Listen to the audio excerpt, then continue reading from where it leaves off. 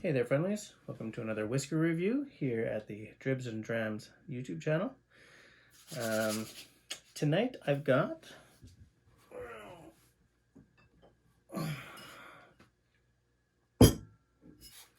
this is my first shelter point. This is the Smoke and Oak, which is a new expression. This is batch number 1.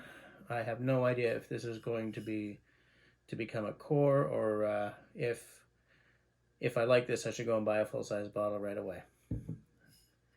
Jesse, that's a pretty small bottle. Yeah. I was really pleasantly surprised to see that they sell 375 milliliter bottles. It's just, this channel's not monetized. And after I threw like 20 or 30 bucks into shipping or whatever it was, bottles of whiskey get very expensive. So it was like 35 for the 375 mil. That way, if I open this up and I don't love it, it's not that big a deal. If I do love it, I'll just run to my computer and order one before they're all bought up. Actually, this isn't my first shelter point. I've also got a smoke point. Yeah, I'll do a sample Saturday or sample something with that. But anyways, we're here to get into this bottle. As I said, it's a very new expression. As I also said, I have not opened a shelter point before, so I really don't know what to expect. What I've been opening lately on that live stream that I did with Scott, where we each opened a bottle of whiskey from each other's province, to pretty much everything Canadian I've opened on this channel so far has taught me that my disdain for Canadian whiskey is completely misplaced. You just have to stick with the little independent guys or the smaller outfits. Stay away from the Crown Royals of the world. Nice sound.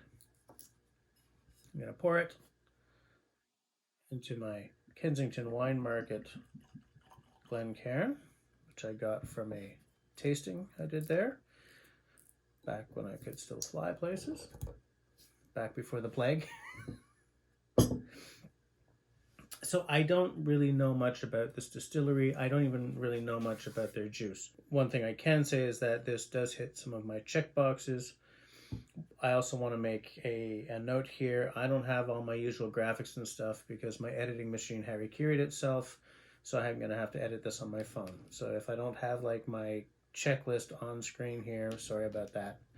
I guess we'll find out when I've tried to edit this on my phone. What we do have here is it's 46%, so we're hitting my 45% plus. This is a single grain triple distilled whiskey, so it hits that single malt spot. What we got here is unchill filtered and natural color. We don't have an age statement, but I'm still hopeful. That's a lot of my check boxes, and it's not even a Scotch. So we're not talking about a Scotch style peated whiskey here. What they did was they charred the inside of the barrels with like apple wood and some Vancouver Island peat. I don't know if Vancouver Island peat stands up to Isla peat or anything like that, or Irish peat, but I guess we're going to find out very, very soon here. Let's give it a little nosing.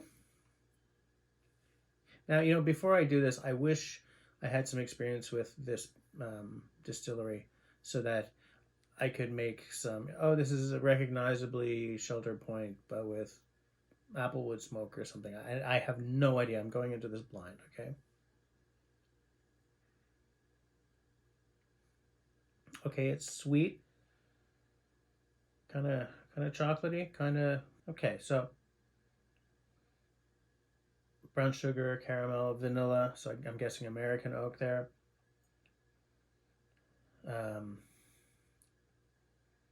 There's smoke, but it's as I said, it's not that recognizably Scotch peat smoke. It's It's a little more on the barbecue side. It's also not very heavy. This isn't a massive, smoke bomb or anything. And like something farm like a dry hay, bales of hay or something like that. Something farmyardy. It's not a massive, it's not a massive sort of punch up the nose or anything. Very pleasant. Polite though. Like you guys remember that Wee Beast? He was like, "Woo, what's going on?" This one's not, it's not like that. And I know this is a young whiskey, so I'm surprised that it's not a little more. All right, I'm gonna give it a taste.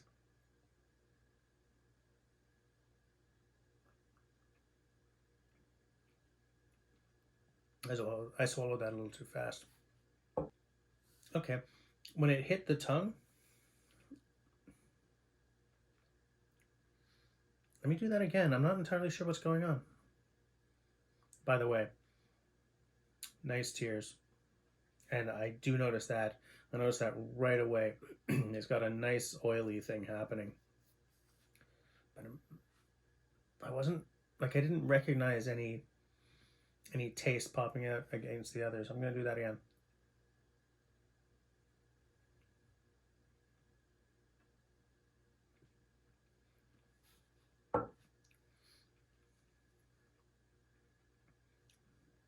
Barbecue.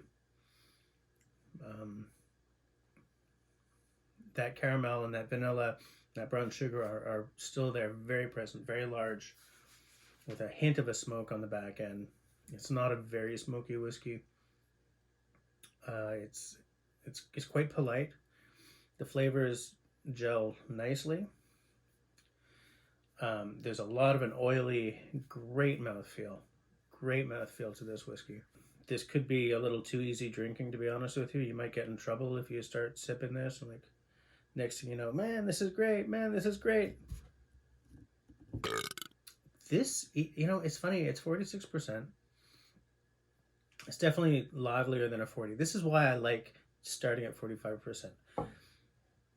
Because down around 40, nothing lives up to its potential. You can get great flavors, but it's just not getting into the game. 45, 46, this is when they start to come alive a bit. I think, do I wish this was at 50? I'd like to taste it at 50, to be straight with you. I'd like to taste it as a cask strength. But at 46, it has a nice presence to it. And even though this is a very young whiskey, I know it is, it's not really hot. So they've done something right, because it's not completely savage. Hold on.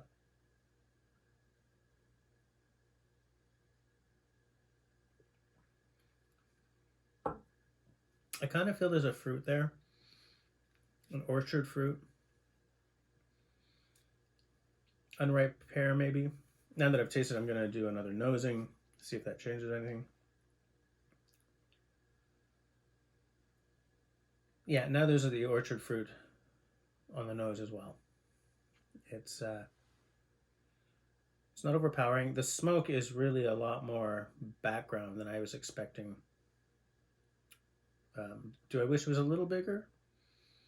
Maybe, but the thing is, as I said, these flavors have gelled so nicely that I think that maybe if the smoke goes up a little bit, it might pop out too much from everything else. This is a very nice unified taste profile here. So what do I give it? This is definitely an 8. I like it a lot. It's my first Shelter Point experience. I'm definitely looking forward to cracking this little guy, because that's the smoke point is the one that I've really been wanting. But when I saw that they had something new out, I figured I would get in on that right away. The finish is fairly long, which is good. So shall we ruin it?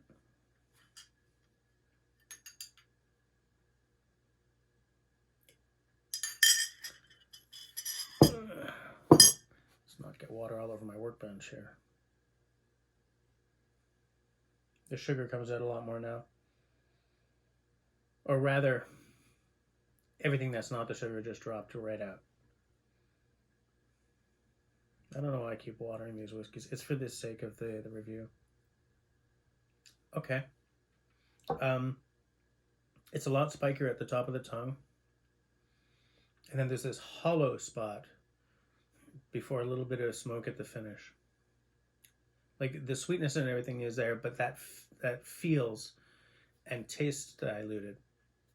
It's like spiky, spiky, spiky, dip where all the sweet and that little fruit thing was coming through, and then lower but still there, like the smoke, and then the finish. I mean, it's still there, but it's not interesting. This is not a dig on the whiskey. As I keep saying, I'm not going to lower the mark because of what happens when I add water. I never add water when I'm just enjoying a dram.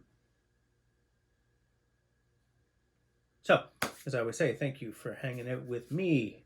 If you like what I'm doing here, then I would like you to do the following 3 things. 1, comment down below. Are you all about the shelter point, or do you just not care? What's the next one of these that I should try? That I definitely want to know, and I know that some of you guys do the shelter point. Second thing, share this video. That helps me a whole lot. And third thing, leave me a smiley thumb. If you don't like what I'm doing, that's okay. Leave me a frowny thumb. Thanks for watching, guys.